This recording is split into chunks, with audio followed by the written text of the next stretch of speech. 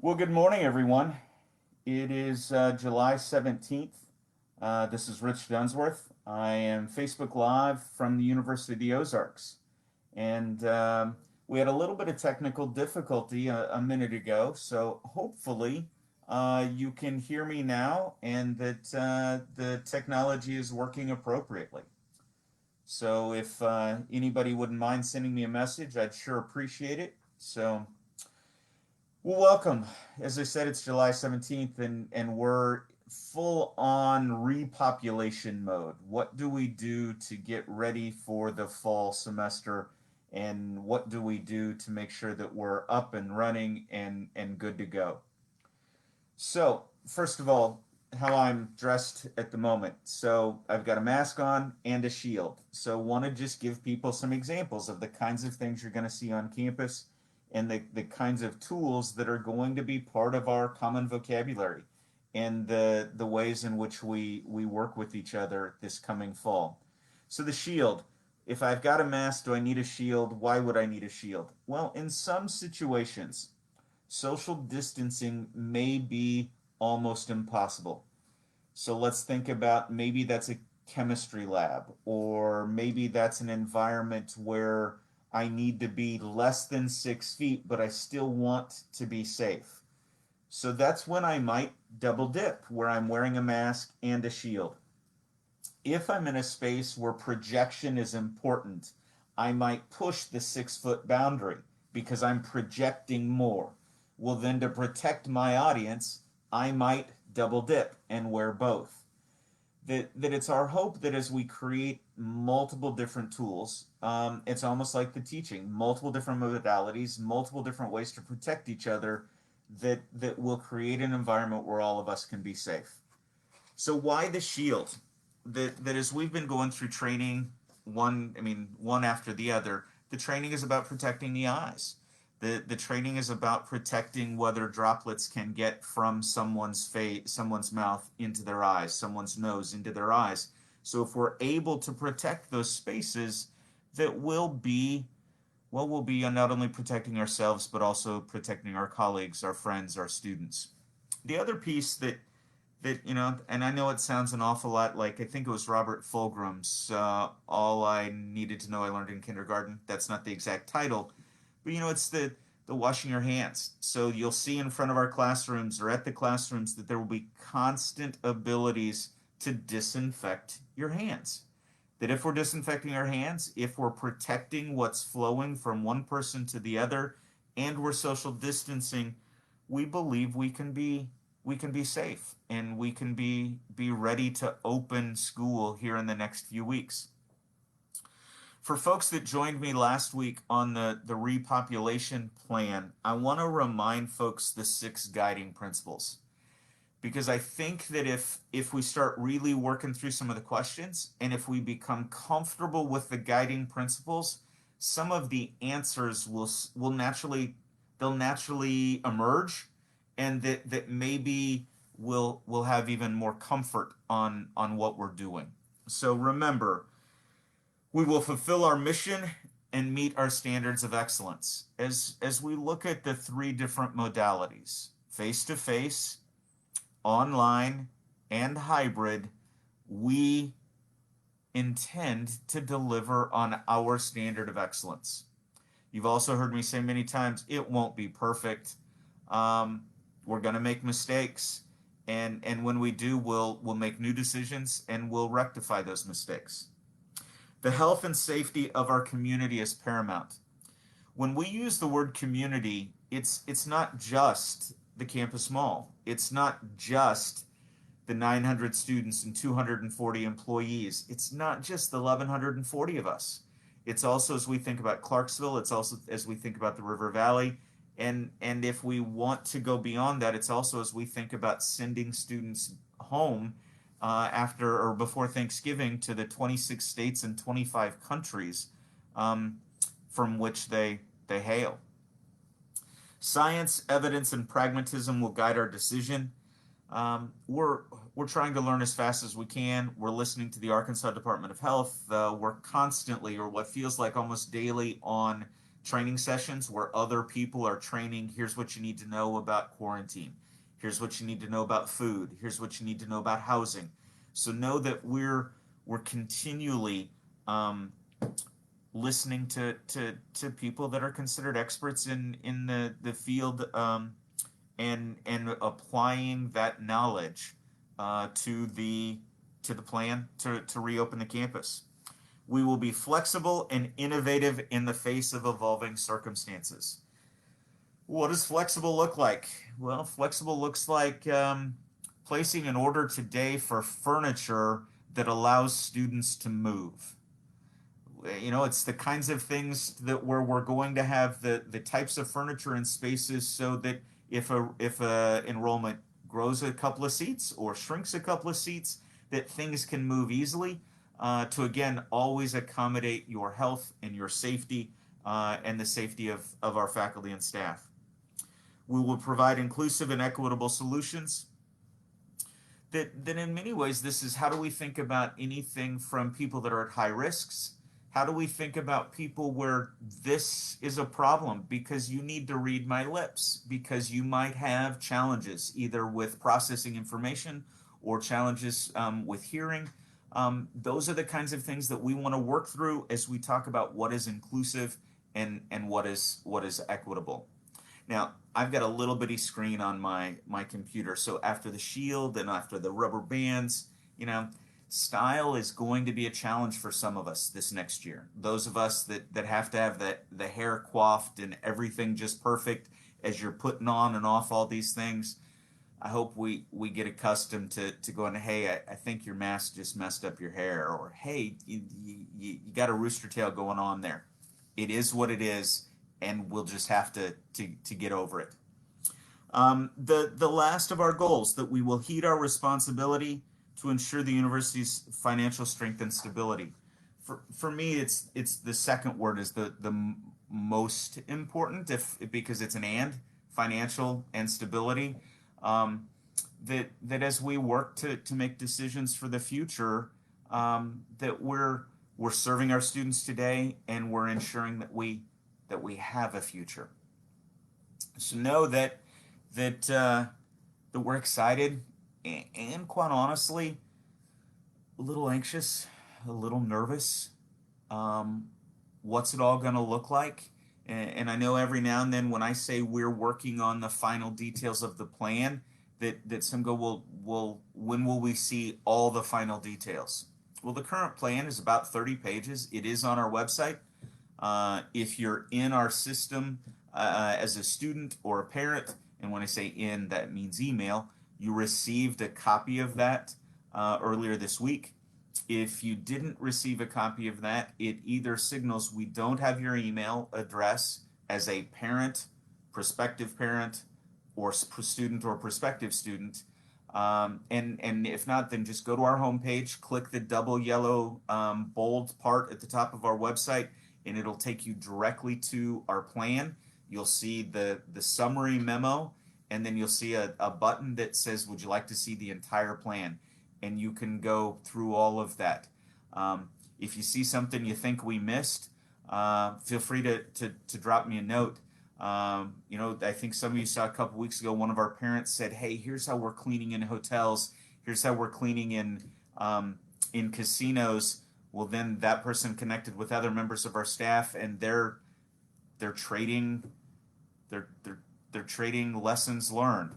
Another person listening in said, hey, my brother's company printed extra shields. Do you need some? Great, thank you. I see that as us being a community that's helping each other, that's working together to find ways to be successful. Now, students, you received a communication from the registrar. I believe you should have received it yesterday, that says, hey, go to EagleNet and log in and look at your courses. So if you log in, you're going to see your courses. They're all at the same time slot that you registered for. You're going to see a modality. You're going to see online, you're going to see hybrid, or face-to-face or not. If it's blank, it's face-to-face. that's the schedule for the semester, and that you also have an opportunity to go, well, what if I want to make changes to this? And if you want to make changes to that, you can click. You're the driver, you've got the keys to the car, you can click it and see what the other choices are. Maybe that's about modality and you go, I would rather be more online.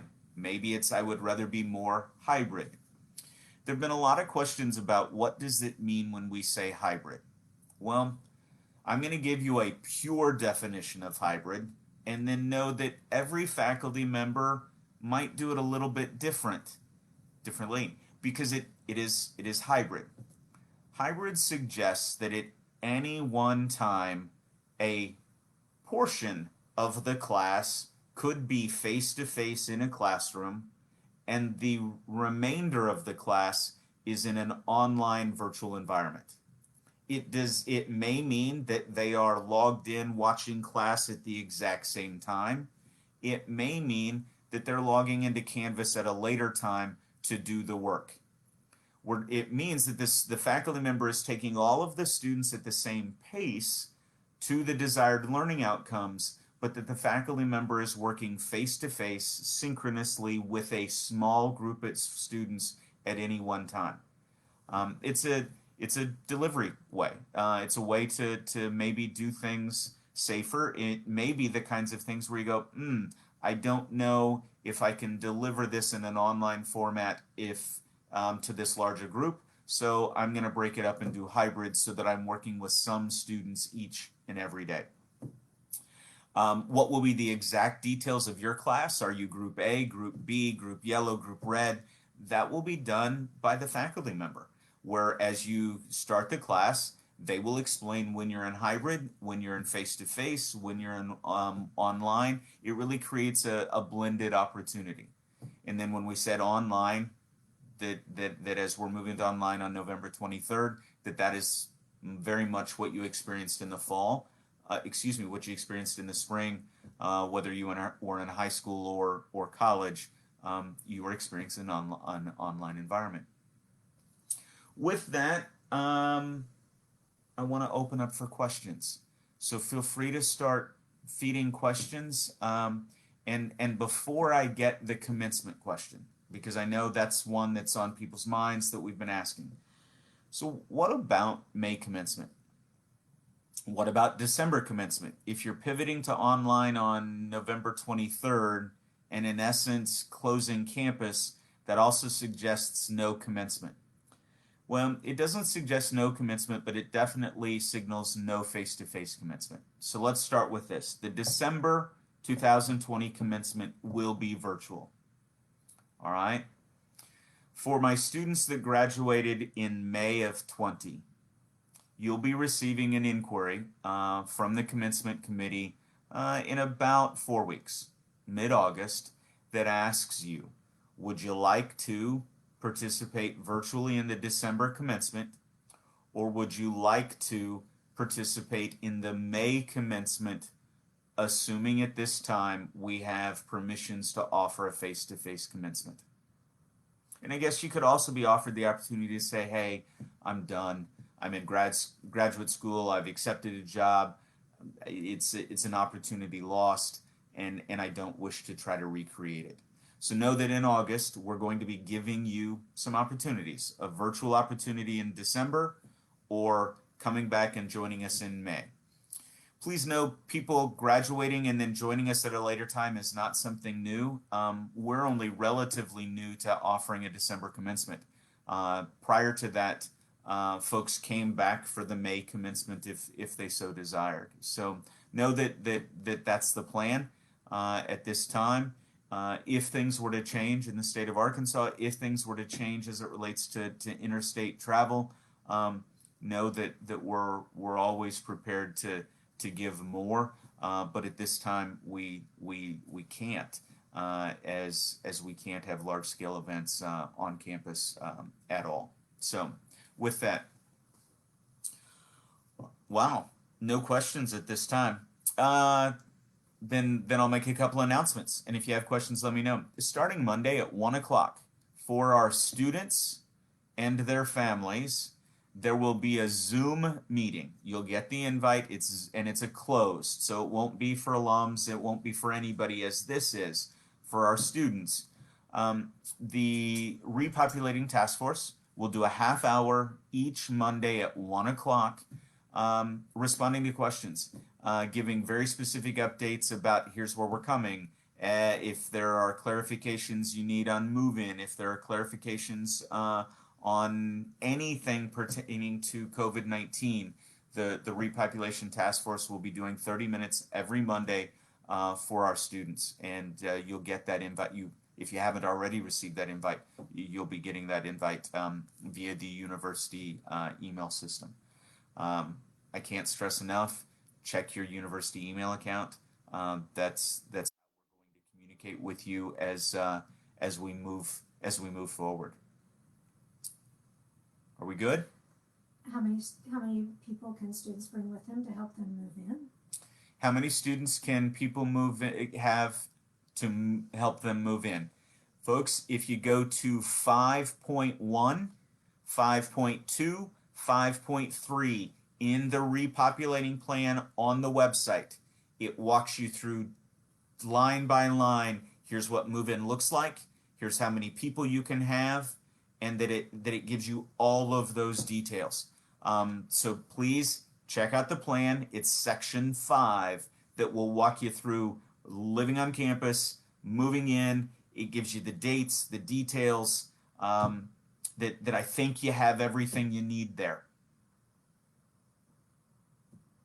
Okay. Then here's a request. Looks like last week we went almost an hour. This week we're not going to hit a half hour, and I'm fine with that. Here's a request that every week I ask for prayer. Some weeks I've asked to consider that you support the emergency fund or the annual fund. This time around I'm going to ask for something a little bit different, and it's foreshadowing what I think is going to come. I wonder what recruiting a class of 21 is going to look like, right?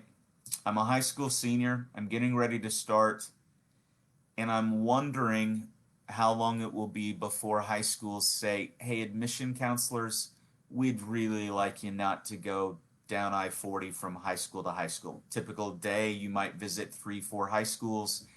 We'd like for you not to come visit us. Or more importantly, they might just flat out say, hey, we're not accepting visitors, and colleges get lumped into that visitor group. Why do I bring that up? It'll change how we recruit the class of 21. And I'm going to ask for your help. As you think about Ozarks and you think about the experience that you received here, or the experience someone you love is receiving here, look around to your friend group. Look around to the people you know. Maybe it's other youth in a youth group at church, or maybe it's younger students on the same athletic fields or theater or music, you name it. If you know other 16, 17-year-olds that are deserving of what we provide, consider helping us recruit the class of 21. Consider either dropping a note to that student and saying, have you considered, or for those of you that are in the cycle, tell your admission counselor, hey, you should recruit X, and here's why. We're going to need a little help because I think the world's getting ready to change yet again as we think about the fall semester and how we recruit the next class. So with that, thank you for everything. Thank you for the support. Thank you for the emails. Thank you for the faith that you have in the University of the Ozarks. Continue to pray for us. Continue to pray for folks in Washington. Continue to pray for our governors that are having some trying weeks, and pray for the leaders around the world, that we can find solutions, and that hopefully doctors soon can crack this one and offer us permanent long-term solutions. So again, thanks for being with us today. God bless and take care. Bye-bye.